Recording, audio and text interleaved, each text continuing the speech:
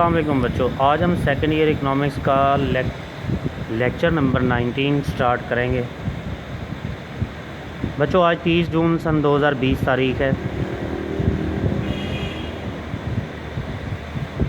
بچوں ہم نے پہلے چیپٹر کا کچھ سوالات رہتے ہیں، کچھ شارٹ کوسچن اور ایک لانگ کوسچن رہتا ہے، اس کو ہم بعد میں اسٹڈی کریں گے جب کالج اوپن ہوں گے۔ آج ہم دوسرے چیپٹر کو سٹارٹ کرتے ہیں، زر۔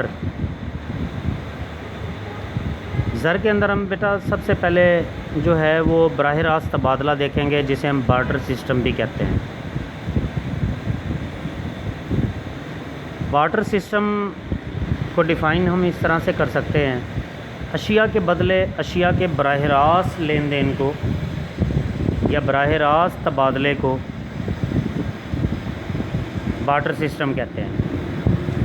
اشیاء کے بدلے اشیاء کے براہ راست تبادلے کو بارٹر سسٹم کہتے ہیں، یا اشیاء کے بدلے اشیاء کے براہ راست لین دین کو بارٹر سسٹم کہتے ہیں۔ بچوں زر کے دریافت ہونے سے قبل ایک شخص اپنی پیدا کردہ شے کسی دوسرے شخص کو دے کر اس سے اپنی ضرورت حاصل کر لیتا تھا، اس سے اپنی ضرورت کی شے حاصل کر لیتا تھا۔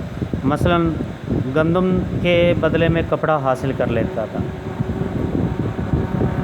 تو بچوں اس کو تھوڑا سا ڈسکس کرتے ہیں ہم کہ اگر ہم انسانی تاریخ کو دیکھیں تو شروع میں ابتدا میں انسان غاروں میں رہنا شروع کیا، جنگلی جانوروں کا شکار کیا، اپنے پیٹ کو پالا، جنگلی جانوروں کی کھال اور درختوں کے پتوں سے اپنے جسم کو ڈھانپ کر اپنے تن کی ضروریات کو پورا کیا۔ شروع میں یہ ضروریات انسان کی محدود تھیں، کسی کا محتاج نہیں تھا۔ آہستہ آہستہ انسان مہذب ہوتا گیا اور اس نے غاروں سے نکل کر دیہاتوں قبیلوں میں رہنا شروع کر دیا، اور پھر مزید مہذب ہوا تو اس کی ضروریات زندگی میں اضافہ ہوتا چلا گیا۔ اب اسے سونے کے لیے گھر کی ضرورت تھی، کمرے کی ضرورت تھی، کھانے پینے کے لیے اشیاء خورد و نوش کھانے پینے کی اشیاء کی ضرورت تھی، جسے اس نے خود سے کاشت کرنا شروع کر دیا۔ جنگلی جانوروں کا شکار کرنے کی بجائے ان کو خود پالنا شروع کر دیا، فصلیں خود پیدا کرنا شروع کر دیں، اگانی شروع کر دیں، پہننے کے لیے کپڑا حاصل کرنا تھا۔ چنانچہ انسان کے مہذب ہونے کی وجہ سے انسان اپنی ضروریات زندگی کے لیے ایک دوسرے کا محتاج ہی ہوتا چلا گیا، اور اس طرح اس کا دوسروں پر انحصار پڑتا چلا گیا۔ چونکہ زر اس وقت استعمال میں عمل کوئی ایسی چیز نہیں تھی جو سب کے لیے قابل قبول ہوتی، لہٰذا لوگ اپنی ضرورت کی اشیاء کا دوسرے لوگوں سے اپنی اشیاء کا تبادلہ کر لیتے تھے، یعنی اشیاء کے بدلے اشیاء کا لین دین کر لیتے تھے۔ مثلا جو شخص گندم پیدا کرتا تھا، اس کے عوض وہ دوسری اشیاء مثلا کپڑا وغیرہ لے لیتا تھا، اور اس طرح ایک دوسرے کی ضرورت پوری ہو جاتی تھی۔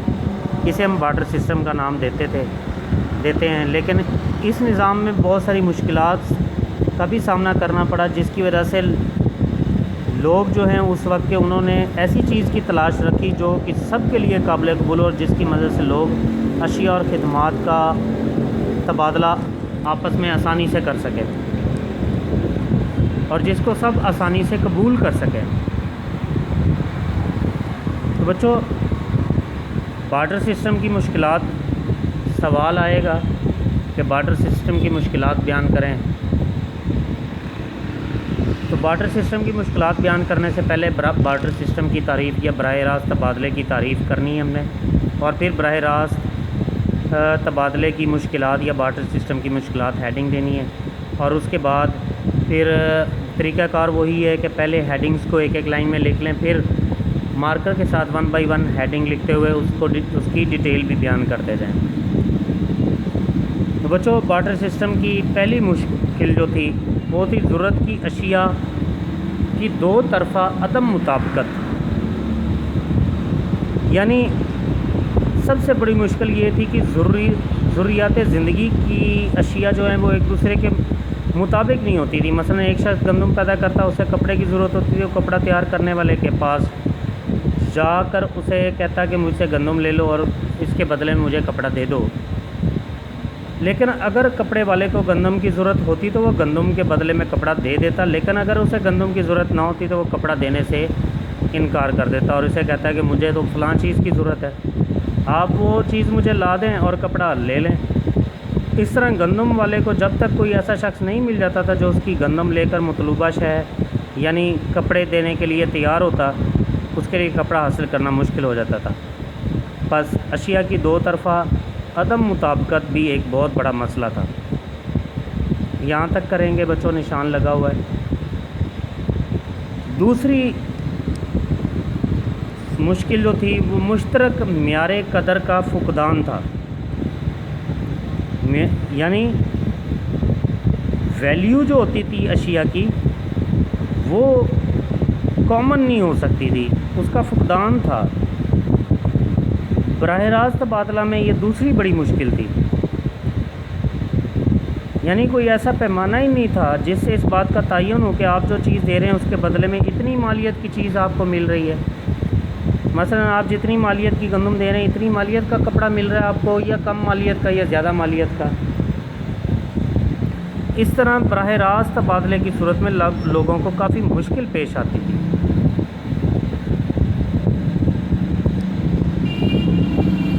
تیسری ہیڈنگ کو بچوں ہم ڈسکس کرتے ہیں آج، ذخیرہ قدر میں بھی دقت تھی۔ یہ بھی براہ راست تبادلے کی بہت بڑی مشکل تھی کہ چیزوں کا ذخیرہ نہیں کیا جا سکتا تھا۔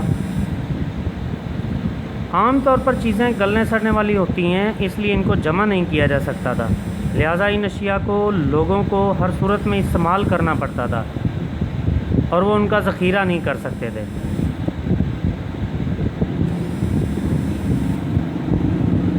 بعض اشیاء کا تقسیم پذیر نہ ہونا، چوتھی مشکل کو ہم ڈسکس کر لیتے ہیں۔ براہ راست تبادلہ کی یہ بھی بہت بڑی مشکل تھی، دقت تھی کہ بعض اشیاء میں تقسیم پذیری خوبی نہیں پائی جاتی تھی، اس لیے آپس کے براہ راست لین دین میں اشیاء کے لین دین میں کافی مشکل کا سامنا کرنا پڑتا تھا۔ مثلا اگر کسی شخص کے پاس گائے ہوتی تو وہ گائے کو کاٹ کر نہیں دے سکتا تھا، یا تو پوری گائے دے کر اپنی چیز خرید لیتا یا پھر چیز ہی نہ لے سکتا۔ تو اس طرح سے اشیاء کی تقسیم پذیری نہ ہونے کی وجہ سے بھی، بعض اشیاء کی تقسیم پذیری نہ ہونے کی وجہ سے بھی لین دین میں خاصی مشکل پیش آتی۔ اس لیے لوگوں نے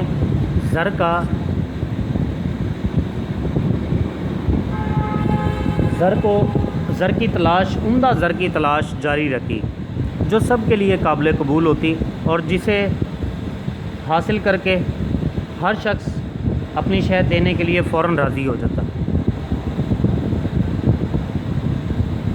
بچوں پانچویں جو مشکل تھی وہ تھا ادھار لین دین میں دقت۔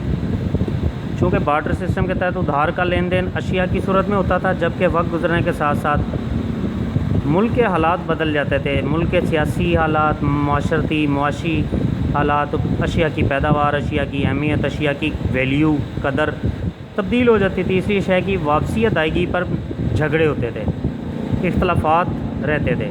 مثلا اگر ایک شخص کسی کو گائے ادھار لے کر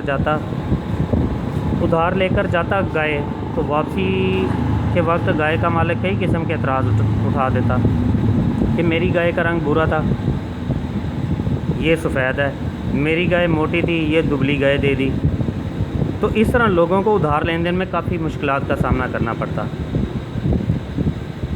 پھر دولت کی نقل پذیری میں بھی مشکلات پیش آئیں، کیونکہ اشیاء، غلہ، مال مویشی، مکانات، دکانات، پھل سبزیاں وغیرہ شامل ہیں دولت میں، تو انہیں ایک جگہ دوسری جگہ لے جانے میں کافی مشکلات پیش آتی ہیں اور اخراجات برداشت کرنے پڑتے تھے، جبکہ آج کل جو زر استعمال ہو رہا ہے اسے ایک جگہ دوسری جگہ آسانی سے منتقل کیا جا سکتا ہے۔ نمبر 7 پر خدمات کے معاوضوں کی ادائیگی میں بھی مشکل پیش آتی تھی۔ مثلا اگر ایک استاد کسی حجام کے بچوں کو پڑھاتا تو اس کے بدلے میں کیا لیتا؟ بال کی کٹائی، جس کی اسے ضرورت نہ تھی۔ اسی طرح ایک موچی اپنے جوتوں کے بدلے میں ایک وکیل سے کس طرح سے اپنے معاوضہ وصول کر سکتا تھا۔ لاسٹ سرکاری وصولیوں اور ادائیگیوں کے مسائل۔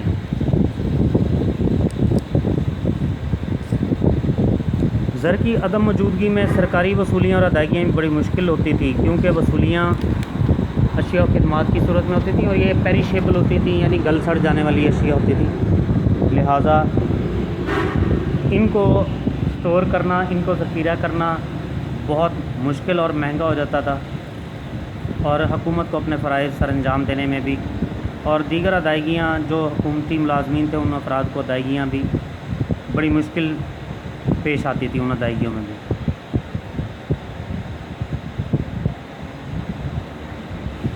تو لہٰذا اس طرح کی دو طرفہ مطابقت پیمائش قدر مشترک ہو کسی ایسے آلے کی انسان کو ضرورت رہی تاکہ بارٹر سسٹم سے جان چھڑوائی جا سکے اور اس کا مؤثر اور قابل عمل متبادل حل تلاش کیا جا سکے۔ اس کے لیے انسان اسٹرگل کرتا رہا۔